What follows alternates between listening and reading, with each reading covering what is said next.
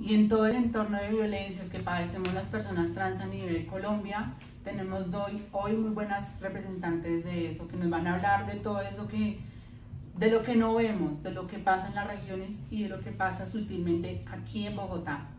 Buenas tardes, niñas, ¿cómo se encuentran? Muy Buenas bien, tardes, gracias. por la invitación. Estamos aquí con Salomé. Preséntate, por favor. Gracias por la invitación, Briana. Yo soy Salomé Hernández. Soy estudiante de psicología, tengo 21 años y bueno, soy una mujer con experiencia de vida trans, valga la redundancia. ¿Y Alexa? Bueno, mi nombre es Alexandra Benítez, tengo 24 años de edad, soy una mujer orgullosamente con experiencia de vida trans. Actualmente trabajo para la organización Caribe Afirmativo, que trabaja en pro de las personas LGBTI. Y pues nada, gracias por la invitación. Bueno, niñas, yo las traje y las invité para que hablemos de manera muy resumida de pronto cuáles son ese tipo de violencias que podemos identificar aquí en Colombia. Por ejemplo, desde las sutiles hasta las más graves. Por ejemplo, Alexa, ¿cuáles son las violencias de pronto más graves que padecen, por ejemplo, las chicas y los chicos de otras regiones? Tú que conoces muy bien ese campo.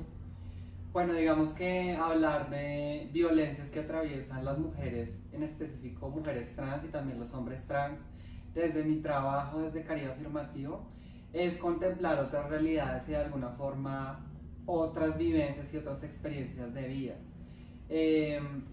Digamos, cuando se habla de periferias, ¿sí? Y no de la centralización del conocimiento, de los saberes, de las experiencias de vida trans que muchas veces se conglomeran acá en la ciudad de Bogotá, y cuando te vas a las periferias del país o a los territorios, te encuentras con situaciones de conflicto armado, por ejemplo. Entonces te das cuenta que las chicas viven desplazamiento forzado, viven amenazas constantemente, hay feminicidios y transfeminicidios alrededor de muchos municipios del país, que les se atraviesa de manera compleja a todas las identidades trans. Acá en Bogotá pues se habla particularmente de violencias estructurales, ¿sí? De violencias en la educación, en la salud, en temas de movilidad, entre otras cosas, pero cuando hablamos de los territorios o las periferias del país, hablamos aparte de las violencias que se afrontan por ser personas diversas, también afrontamos violencias en torno al conflicto armado. Muy bien. Tú cuéntanos, por ejemplo, cuáles son tus percepciones, por ejemplo, del tema de violencias que hayas percibido, por ejemplo, en tu vivencia propia, en tu universidad, en tu diario vivir. ¿Qué es lo que has evidenciado? Digamos que mi experiencia no es como tan amplia como la de Alexa, de conocer territorios pesados. Aún así, en Bogotá hay zonas muy estructurales. O sea, digamos que no ser parte de las poblaciones trans que viven peores condiciones que nosotras y sobreviven de otras formas, de alguna forma no nos elimina las violencias que podemos sufrir, ya sea en mi caso la violencia simbólica o la violencia cuando te manifiestas como acto político. O sea, cuando llegas a un espacio y dices, yo soy una mujer trans, yo soy tal persona, yo estoy haciendo tal cosa, como que sin importar cómo esté tu construcción, el diálogo se altera, el discurso se altera y como tu percepción con el otro también cambia, tu interacción. Y pues eso me pasa mucho, ¿no? O sea, de pronto, no sé, la gente que en mi caso no se lo cree o está dudando o no tiene ni idea, o sea, se mezcla que a pesar de todo que yo vengo de un contexto académico, social, aún hay mucha ignorancia, no solamente en lo académico, sino en lo cultural y lo sociocultural. En cuanto a qué es una persona trans, qué es una mujer trans, es la puta de la 19, es la vecina, es la hija, es la hermana. Entonces, pues eso es.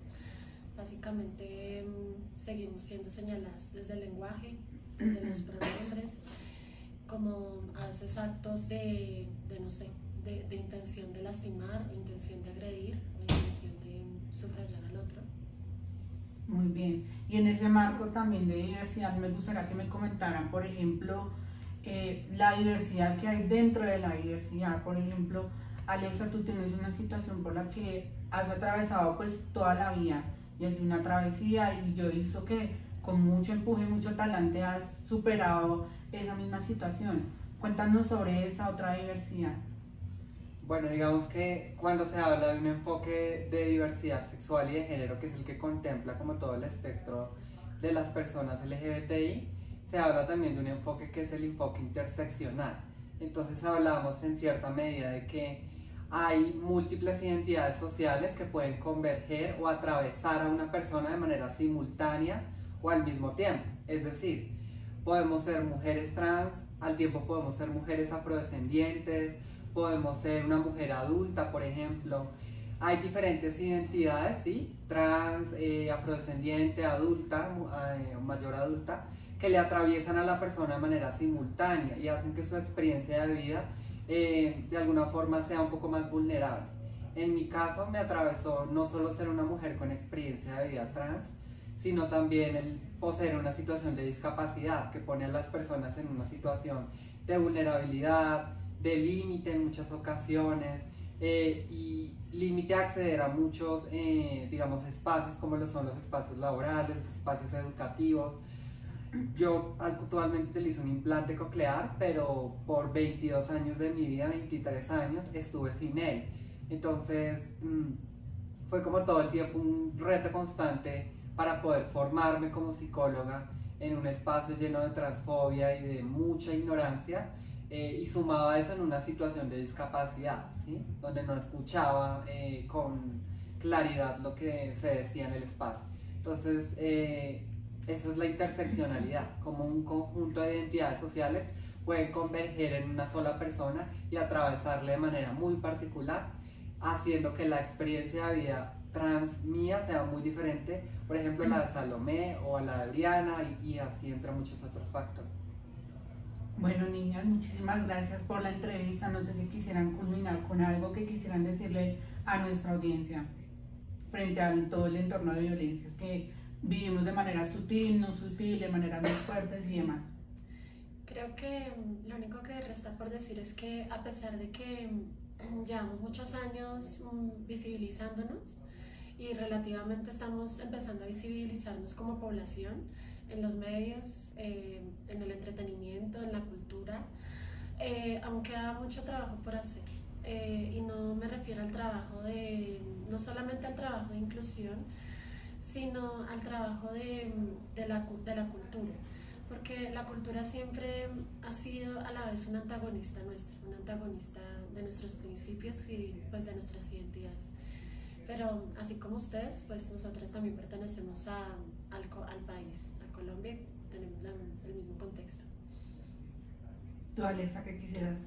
Bueno, la reflexión es siempre a deconstruir, ¿no? A partir de construirnos desde nuestras experiencias y a entender que todo el tiempo estamos en un proceso de aprendizaje constante, y en ese aprendizaje constante desechamos muchas cosas en nuestra vida, y hoy la invitación es a desechar muchos de esos prejuicios, de esos conceptos que hay alrededor de la comunidad trans en específico, que es la más violentada del país, y a entender que nuestra experiencia de vida no pasa de los 35 años en Colombia y en Latinoamérica, y a ser un poco más empáticos cuando se tengan enfrente a una persona con experiencia de vida trans, porque no es fácil la vida que llevamos, pero estamos en el proceso de transformar todas estas realidades. Gracias. Bueno, niñas, muchísimas gracias por estar en este espacio. Las quiero mucho y de verdad mil gracias por esto. Gracias, Briana.